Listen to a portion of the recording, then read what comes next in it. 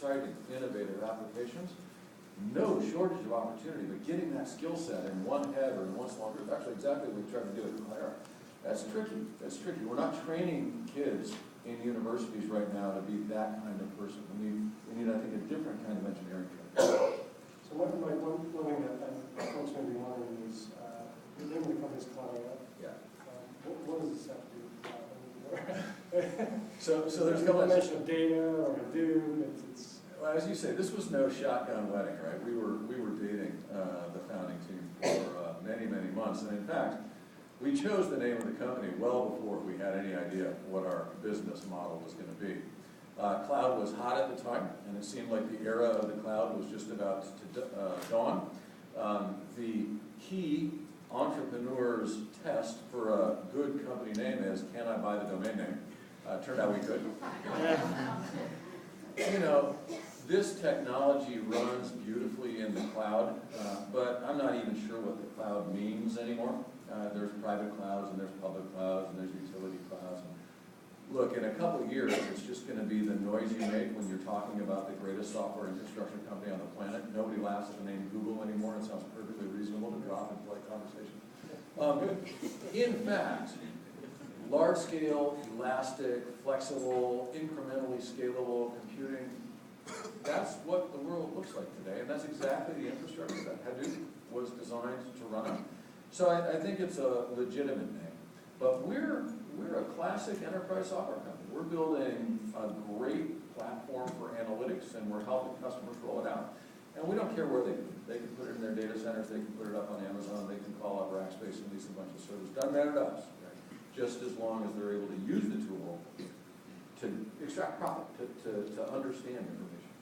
So you said a word there, the two words, enterprise software, classic enterprise software. Is that dead? I mean, there's been a lot of, enterprise software's dead, you know, sales model, Oracle stuff, can't start it. You got to be open source, you got to be SaaS. What's your, you've done two open source companies? Yeah, well, actually, so this is open source software, and then actually my time at Berkeley, I worked on Postgres, the open source database, and I dropped out of the PhD program to join Illustra, which was a startup that commercialized Postgres. So, you squint your eyes, I've been in 3 open source companies, all of them having to do with data management database. Look, I hope enterprise software is not dead, because it's all I know. And I've got another 20 working years or so. It's been a pretty dull field, I thought, until just lately. One of the reasons I wanted to get out of the database field was that nothing interesting has come out of enterprise database research, right? What's really interesting about Hadoop is it didn't happen in the enterprise. It didn't happen in academia where we were all waiting for the next thing to happen. The web guys had this terrible problem. They just locked the door and bought a bunch of Jolt Cola and solved it, right? That's the software, that's the direction that software is moving. I think if you look for innovation right now, you see consumer technologies moving into enterprise a lot more often than you see enterprise technology rolling out to consumers. But is the open source model dead? I mean, it's the enterprise software model, is the open source model the only way to monetize, and it seems like...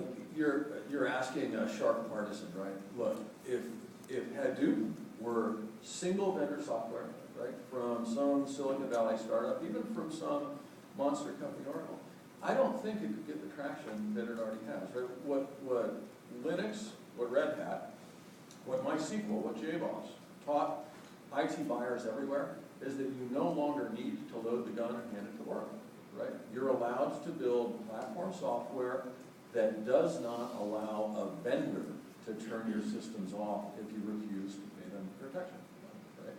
So if our customers decide that they don't like us, if they want to kick us to the curb in a year, their data and their analytics remain available to them.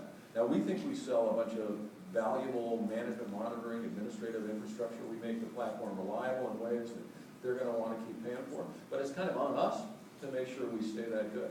And I don't think a smart IT buyer is going to roll out low-level platform infrastructure, especially at the scale you got to run Hadoop at, right? And this isn't, you don't put Hadoop on a computer, you build a cluster, 10, 50. Some of our customers, hundreds or even thousands of nodes in their cluster. You're not going to do that and shackle yourself to just one company, right? So I think that at the platform level, yeah, the fight's over. The old guys who have established markets, who have, locked-in customer bases, they'll milk in the cow for a good long while, right? But new stuff that rolls out, especially platform level, will be open source. Yeah. And if you think about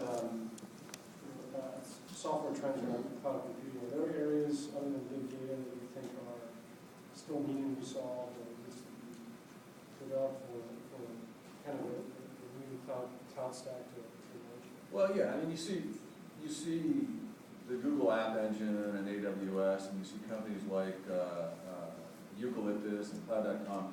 Right now, there's no way to build an application that you can move around easily, right? You shackle yourself actually to the compute provider that you're working with. And maybe it's too early to standardize. Maybe we're in the Cambrian explosion right now. We need lots and lots of Darwinian diversity to happen before we wait for the winners to outcompete everybody else. Maybe that's true. But I do think we need to get to the point that you can build an application and move it around. You have to be able to do that. Right now, the fundamental architectural assumptions, much less the APIs, are way too different. This is, I'm an open source pragmatist. I like it because it allows us to kick the butts of the proprietary software guys. It's not religious for me. This is an ethical point I'm about to make. I think we have a real problem with data. It will be increasingly difficult to constrain access to data. The stuff that I talked about a little bit ago, where are you? What's the temperature where you are? Sensed from your phone. It can be very hard to write laws that keep that stuff in practice from getting to places where you don't expect it to get to, right? I think we need to change the way we think about access to data. We need to stop thinking about privacy as inability to collect information. We need to start thinking about it as, what am I allowed to do with the info, right? So I won't be able to tell my insurance company not to look at my DNA, but I should be able to legislate their inability to discriminate on that basis. And I think we need to change policy in the way we think about that. I think data sharing is locked in. It's going to happen. It just creates far too much value. Foursquare confused me, but it turns out people just like to say to the whole planet, I'm here, right? I thought maybe you'd worry. You weren't at home. You were announcing to burglars. Turns out not so much, right? People really enjoy the benefits that they get from sharing information, and I think that's just going to get more true as this concept of privacy goes away. So we're going to need to think about that. That's going to be a big social change. So fast forward 2 years, 3 years. How does Oracle have react? Where do you see that playing out? I think that there's going to be a platform winner in this new space, just as there was in the operating system space. I mean, there was Minix and there were other open source operating systems back then. But Linux won. Solaris is a curiosity at this point. And I'm sorry to those of you who spent time in Sun. Beautiful work. Too bad how that turned out. There will be a platform winner. I think those guys will recognize and will work with the open source platform because it makes sense for the community to concentrate its development efforts all together worldwide on one big platform. So that'll happen.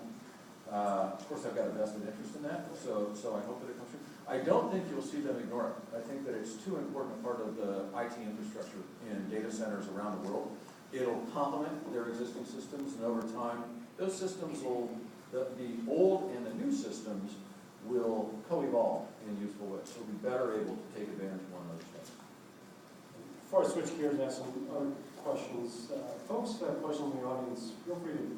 Oh, yeah, that's right. I mean, we've known each other a long time. Yeah, we can talk forever. We can do this forever. We do this all the time. So I think just kind of switching gears, and there's a lot of entrepreneurs